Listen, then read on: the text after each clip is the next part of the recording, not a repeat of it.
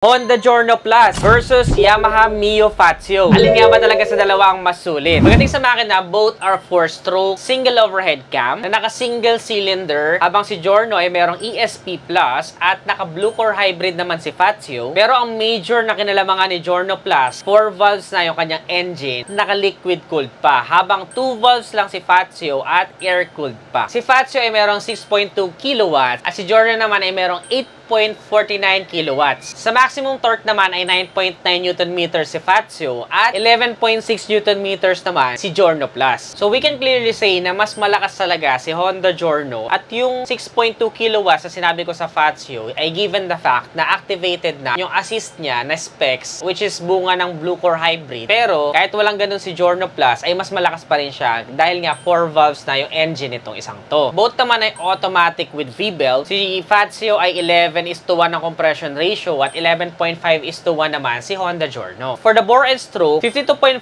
by 57.9 mm si Fazio, habang 53.5 by 55.5 mm naman si Honda Giorno. One big difference sa dalawang ito ay naka-smart key system na po itong si Giorno Plus. Traditional na physical key naman itong si Fazio. Kapag na kasi natin si Fazio, netizen, sa headlight, medyo mababa siya. Merong team hanggang likod, ganun din. Ito namang si Honda Giorno ay classic na may pagka-Italian look yung kanyang headlight with some chrome material na nakapalibot. Classic hanggang sa likod. Both of their headlights are LED and split LED na siya at di masyado nakakasilaw sa mga nakakasalubong. Kung mahina pa sa'yo yung bato ng ilaw na yan, ay highly recommend na kabitan mo ang mga motorsiklo na to ng Prism Mini Driving Light. Merong minimal decals itong si Fazio na somehow colorful that added a little bit of character dito sa motorsiklo na to for fun and excitement. On the other hand, very clean, very pristine at classic yung Honda Giorno with no decals and just an emblem. For the meter panel na design, si Giorno Plus ay parang kaparehas nung sa Honda Click. Fully digital meter panel din naman si Fazio. Si Honda Giorno Plus ay naghahatid ng looks na babagay sa mature market ng Pilipinas or mas higher bracket ng edad, habang si Yamaha Mio Fazio naman targeted yung mas mga bata, which is yung mga Gen Z Plus, or even yung mga millennials dun sa kanyang natatanging design. Both ang motorsiklo na to ay naka-silent start na, mas magaan sa makina, and mas tipid sa baterya. Parehas na rin po silang walang kickstart, meron na po silang charging port. Pagdating sa seat storage niya, si Fazio, pwede pa magkasya ang isang half face, pero ibang klase yung seat storage niya itong Honda Giorno Plus. Kasi parang 150cc na yung seat storage na kaya niyang i-offer. Yun ay dahil yung kanyang fuel tank ay nandun na sa unahan, habang si Fazio naman ay nasa ilalim pa rin ng upuan. 5.1 liters ang fuel tank capacity ni Fazio, habang nakalamang naman ng kapira